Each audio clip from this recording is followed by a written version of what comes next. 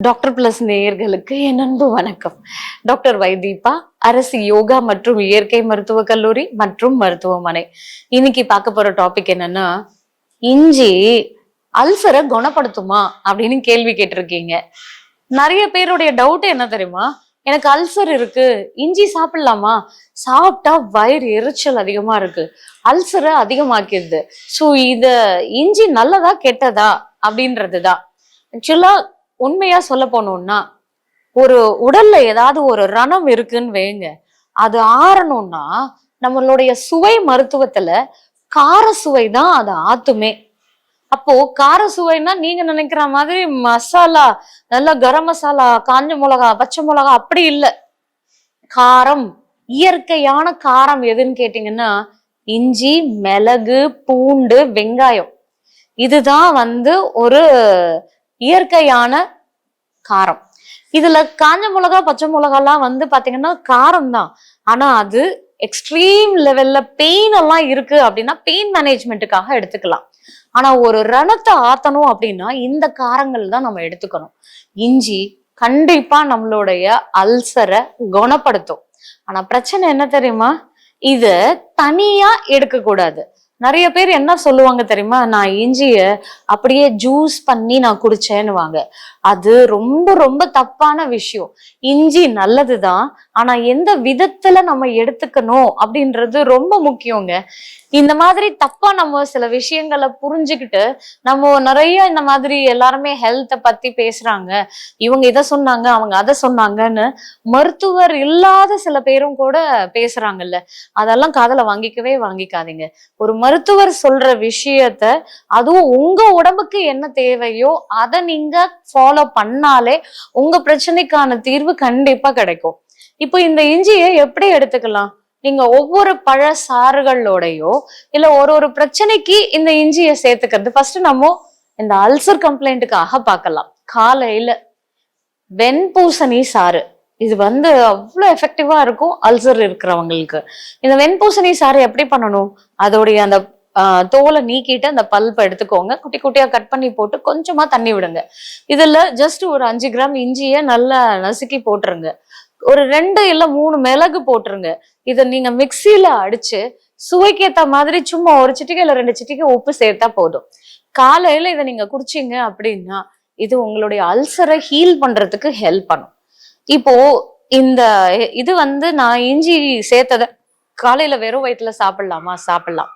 ஏன்னா நீங்க இஞ்சி மட்டும் எடுக்கல, இதுல அந்த வெண்பூசணியும் சேர்த்து எடுக்கும் போது இந்த காம்பினேஷனே உங்களுக்கு அந்த ஹீலிங் எஃபெக்டை சப்போர்ட் பண்ணும்.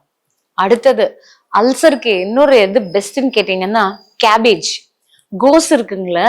கோஸ் அல்சருக்கு மட்டும் இல்லைங்க, ஈவன் இந்த கேன்சர் செல்ஸ் இருக்கிறவங்களுக்கும் நாங்க டெய்லி காலையில அவங்களுக்கு ஜூஸாவே தருவோம். அந்த இது எப்படி பண்ணணும்னா, கோஸை நல்லா குட்டி குட்டியா கட் பண்ணி போட்டுருங்க.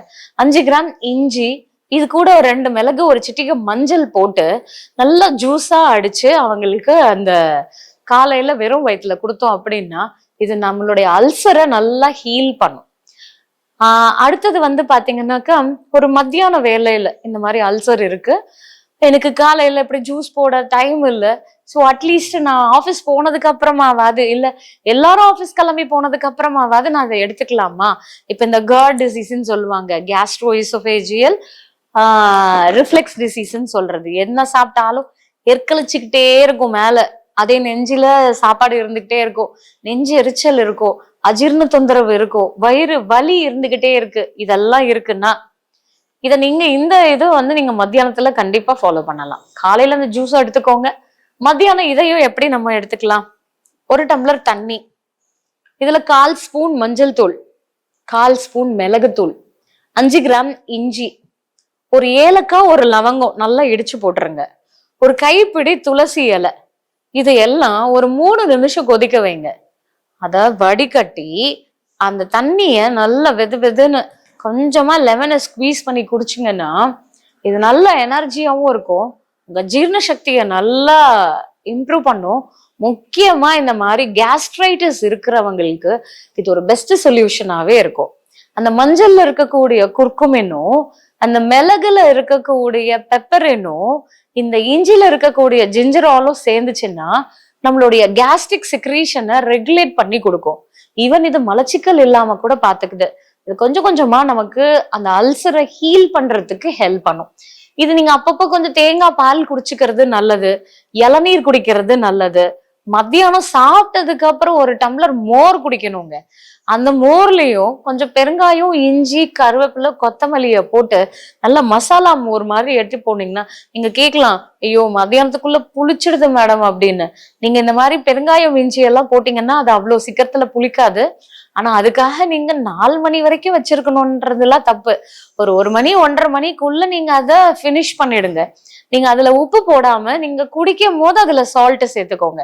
ஏன்னா நீங்க உப்பு போட்டு கொண்டு போனீங்கன்னா அது சீக்கிரம் ஃபர்மெண்ட் ஆக ஆரம்பிச்சிடும். அப்போதான் அந்த புளிப்பு தன்மை ஏறிடும். நீங்க உப்பு போடாம நீங்க குடிக்கும் போது அதை நீங்க கொஞ்சமா உங்க சுவைக்கேத்த மாதிரி அதை சேர்த்துக்கிட்டு கொஞ்சமா போட்டா போதும். இது ப்ரோபயோட்டிக் இருக்கிறதுனால நம்மளுடைய கட்டோடைய ஹெல்த்தை மெயின்டைன் பண்ணுது. குட் பாக்டீரியாஸை மெயின்டைன் பண்றதுனால அதுவே அல்சரை ஹீல் பண்றதுக்கு ஹெல்ப் பண்ணும். ஈவன் அந்த ஆசிட் செக்ரீஷனையும் ரெகுலேட் பண்ணி கொடுக்கும். ஸோ இதுக்கு அடுத்தது பாத்தீங்க அப்படின்னாக்கா மண் சிகிச்சை. மட்பாக் இருக்குல்ல, அதை நம்ம வயிறுலயும் கண்ணிலையும் போடும்போது அந்த அல்சரை நல்லா ஹீல் பண்ணும். இப்போ இந்த இஞ்சிய வேற எப்படி இது கூட நம்ம எடுத்துக்கலாம்? இஞ்சி நம்ம இஞ்சி இல்லைன்னா சுக்கு, இது ரெண்டுத்துல ஏதாவது சேர்த்துக்கோங்க. இது அல்சருக்காக மட்டும் இல்ல, ஈவன் இது நமக்கு நுரையீரல் பிரச்சனை இருக்கிறவங்களுக்கும் இது ரொம்ப நல்லது. என்ன பண்ணலாம், இது இந்த துளசி இலை இருக்குல்ல, துளசி இல்ல கற்பூரவல்லி, அது கூட நல்ல ஒரு கைப்பிடி அளவுக்கு போட்டுருங்க. 5 கிராம் இஞ்சி இடிச்சு போட்டுருங்க. இது கூட உங்களுக்கு பாத்தீங்கன்னாக்கா தூதுவளை இலை கிடைச்சதுன்னா அதையும் நம்ம போட்டு இதை கொஞ்சம் கொதிக்க வைங்க. ஸோ இது கொதிச்சதுக்கு அப்புறமா வடிகட்டி இதை குடிச்சோம்னா இது நெஞ்சில இருக்கிற சளிய வெளியே கொண்டு வர்றதுக்கு ஹெல்ப் பண்ணும். ஏன்னா சளி கட்டி இருக்குன்னு வைங்க, அது வெளியே வராது. இந்த கஷாயத்தை நீங்க ரெகுலரா குடிச்சீங்க அப்படின்னா அந்த ஒரு 3 நாள் எடுத்தீங்கனாலே அந்த கஃபம் அந்த இது சளிய இலகி அது வெளியே கொண்டு வர்றதுக்கு இது சப்போர்ட் பண்ணும். இஞ்சி பாத்தீங்கன்னா நமக்கு மலச்சிக்கலையும் நீக்குங்க. நம்ம சமைக்கிற உணவுலயே நம்ம இஞ்சியை சேர்த்துக்கிட்டோம் அப்படின்னா இது நமக்கு கான்ஸ்டிபேஷன் இல்லாம அந்த கேஸ் ஃபார்மேஷன் இல்லாம ஜீரணத்தை அதிகரிச்சு கொடுக்கறதுக்கு இந்த இஞ்சி ரொம்ப சப்போர்ட்டிவாவே இருக்கும். இஞ்சிய தனிப்பட்ட முறையில எடுத்துக்கிறது நல்லது இல்லை.